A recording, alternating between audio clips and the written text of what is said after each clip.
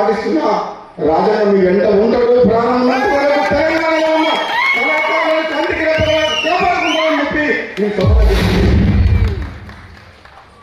రాజగోపాల్ రెడ్డి మాటిస్తే వెంట కూడు. ఒకటే ఉదాహరణ చెప్తా, 2018లో ఢిల్లీ పోయినా మా ఎమ్మెల్యే చిరుమతి లింగయ్య బదులు ఇంకొక టికెట్ ఇస్తాను. నేను హైకమాండ్కి డైరెక్ట్ చెప్పిన, చిరుమతి లింగయ్య టికెట్ చెప్పకపోతే నాకు కూడా ముందు నుంచి పోటీ చేయాలని చెప్పిన. అంటే ఒక దళితుని కోసం తనకి త్యాగం చేసి ఇస్తారా ఇయ్యింది, ఆయనకి ఇస్తే నాకు ఇల్లు లేకపోతే నాకు కూడా వద్దు అని చెప్పిన. దెబ్బకి ఆయన టికెట్ వచ్చింది. సోమన్న చెప్తున్నా, సోమన్న ఈ చేతులతో ఎంతో మందికి అన్నం పెట్టిన, ఎంతో కుటుంబాలు నిలబడిన, ఎన్నో ప్రాణాలు కాపాడిన, ఎంతో మంది ఉద్యోగాలు ఇప్పించిన, ఎంతో మందిని చదివించిన, ఎంతో మంది పెళ్లి చేసిన, ఆఖరికి ఎంతో మంది నాయకులను కూడా తయారు చేసి. కానీ చేతులు మంచి కావేమో, ఎవరిని చేసినా ఇదే చేస్తున్నా. నీ చేసిన బాగుపడుతుందని నాకు మాత్రం ముందు వెళ్తుంది. అంటే నాకేం ఇవ్వాలని అడగలేను. నేను మన సాయం చేసినందుకు మీ మీద నెత్తినేసుకొని, మీ బరువు పాత్ర వేసుకొని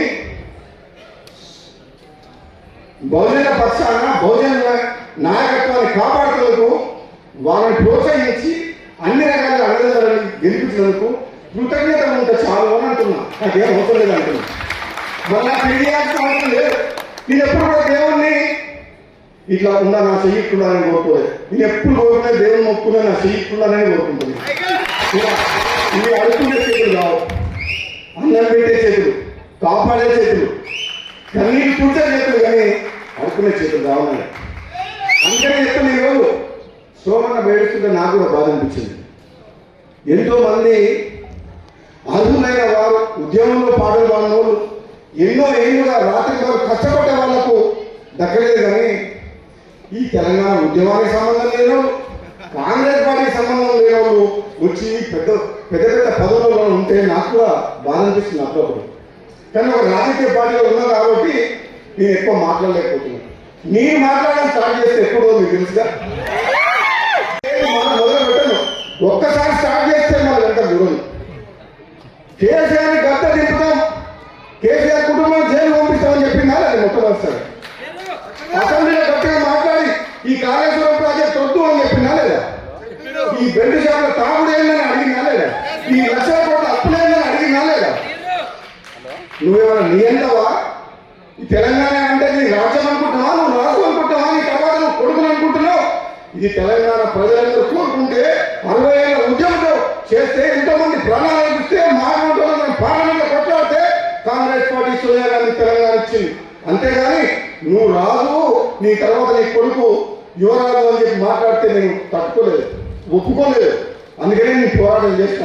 నా మునుగోడు దెబ్బకే పోయి పాములు అనుకుడు కాదా? అది గెలుప. 100 మంది వస్తే పోలీసులు పెట్టుకొని దొంగతనంగా గెలిచింది. ధైర్యం వచ్చేటప్పుడు అంత గెలుస్తున్నా. అంతమంది అవసరమా? ఒక 80 మంది కొడుతుంది, 100 మంది అవసరమా?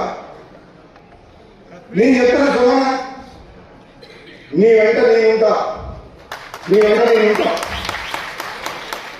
నేను అన్ని పదవులు చూసిన, ఎమ్మెల్యే అయినా, ఎంపీ అయినా, ఎమ్మెల్సీ అయినా. నాకు మీలాంటి వాళ్ళని కాపాడాలి, మీలాంటి నాయకత్వాన్ని ప్రోత్సహించాలి, మీలాంటి కళాకారులు కూడా చట్టసభలో అడుగు పెట్టాలి, పోరాటం చేయాలి, పేద ప్రజలకు అండగా ఉండాలి. అదే కదా మనం సామాజిక తెలంగాణ కోరుతుంది. మన తెలంగాణ ఉద్యమం నడిచిందే తెలంగాణ ప్రజల యొక్క ఆత్మ గౌరవం కోసం, ఆత్మ కోసం, డబ్బుల కోసం, పదవుల కోసం కాదు, ఆత్మ గౌరవ నినాదాల కోసం తెలంగాణ. మీరు ఎవరు కాలు మొక్కాల్సిన అవసరం లేదు, ఎవరికి ముందు దండాలు పెట్టాల్సిన అవసరం లేదు, గులాంగిరి చేయాల్సిన అవసరం లేదు. మీ హక్కు. మీరు కళాకారులుగా చట్టసభలో అడుగుపెట్టాల్సిన అవసరం ఉంది, తప్పకుండా రావాలి. నేను చెప్తున్నా, రాబోయే రోజుల్లో ఏదో ఒక నియోజకవర్గం నుంచి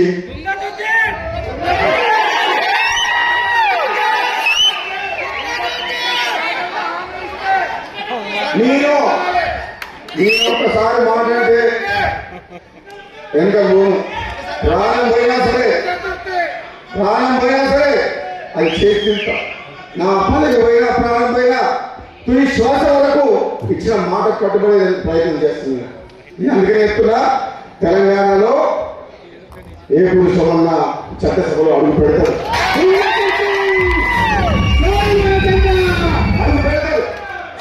అడుగు పెట్టాల్సిన అవసరం ఉంది.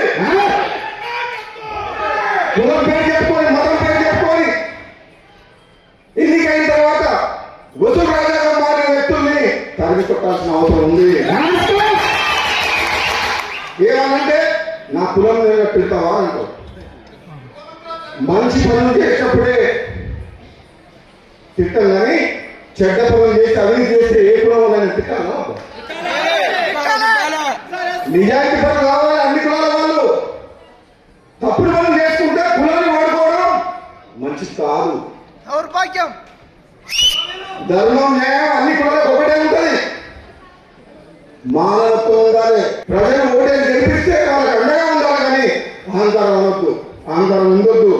పదవి అనేది బాధ్యత కానీ కిరీటం కాదు. ఇప్పుడున్న నాయకులు చాలా మంది గెలిచే వరకు ఒక తీరుగా, గెలిచిన పిల్లలే వస్తాయి, మారిపోతుంది. ఎక్కడికి వెళ్ళి వస్తున్నాయో పెద్ద పెద్ద కార్లు. అప్పటిదాకా నిజంగా సత్యాహత్యంగా మాట్లాడతారు. గెలిచిన పిల్లలే పేరు ప్రయాణిస్తున్నారు. నేను ఎంతో మంది ఎమ్మెల్యేలకు సాయం చేసిన గెలుపు కోసం, టికెట్ల కోసం. నిజాయితీగా ఉంటున్నా, కానీ నా ఎమ్మడు ఎవరు ఏమైనా ఉండరు. ఒక్కడే ఉంటా.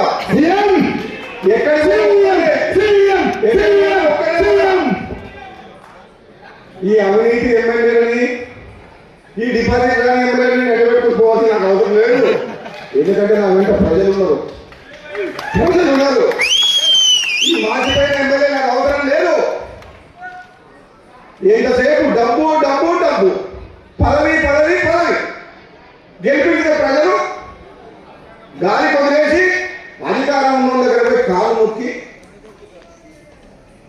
దండం పెట్టి పవర్ పాలిటిక్స్. రాజగోపాల్ రెడ్డి గారు ఎమ్మెల్యే ఉన్నా తెలంగాణ ఉండరు. అధికారం చూసి అదురుకుంటారు. అవునా కదా? నిజమా కదా? గెలిచిన తర్వాత అంతే. సో అందుకనే ఏమంటున్నా, నా చేతులు ఇతరులకు మంచిగా, నాకు మంచిగా. నేను ఇదని చెప్తున్నా. ఎంతమంది సాయం చేస్తున్నా నాకే తెలియదు. ఎమ్మెల్యేలుగా, ఎంపీలుగా పోటీ చేసేవాళ్ళకు టికెట్లు కానీ కోట్ల రూపాయలు ఇచ్చిన నామినేషన్ చేస్తున్న పైసలు ఏమంటారు పంపిస్తే నా పైసలతో నామినేషన్ చేస్తే గెలిచిన వాళ్ళు ఉన్నారు, ఎమ్మెల్యేలు ఎంపీలు ఉన్నారు. కానీ తీరా వాళ్ళ పిలిచి వస్తారా అంటే ఎవరు లేదు. అధికారం ఎక్కడ ఉందో అక్కడికి పోతుంది వాళ్ళు. ఇది ఇప్పుడున్న ప్రస్తుత పరిస్థితి రాజకీయం. అవునా కదా? అందుకనే ప్రజల చైతన్యం రావాలి. రాజకీయాలు మార్పు దిశగా అడుగులు వేయాలంటే రాజగోపాల్ రెడ్డి ఎంబడి సోమన్నటువంటి నడవాలి. రాష్ట్ర రాజకీయాలను మార్చే శక్తి, శాసించే శక్తి కూడా మాకుంది.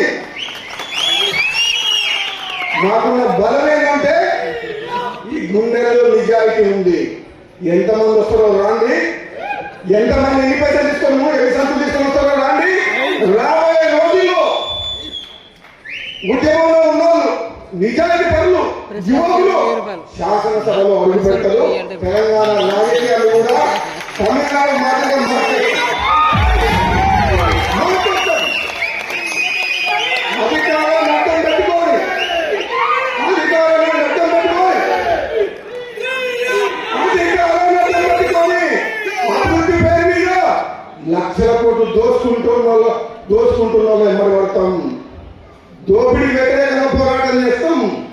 మీరు నిజాయితీ పనులని చెప్పేసి మా సహనాన్ని, మా ఓపికని చేతగానితనంగా భావించొద్దు. అవసరం వచ్చినప్పుడు విద్యార్థుల కోసం, నిరుద్యోగుల కోసం, యువకుల కోసం, రైతుల కోసం, పేదల కోసం, మా అక్క చెల్లెల కోసం అవినీతికి వ్యతిరేకంగా పోరాటం చేసి యుద్ధం చేస్తాం. భయపడేది లేదు.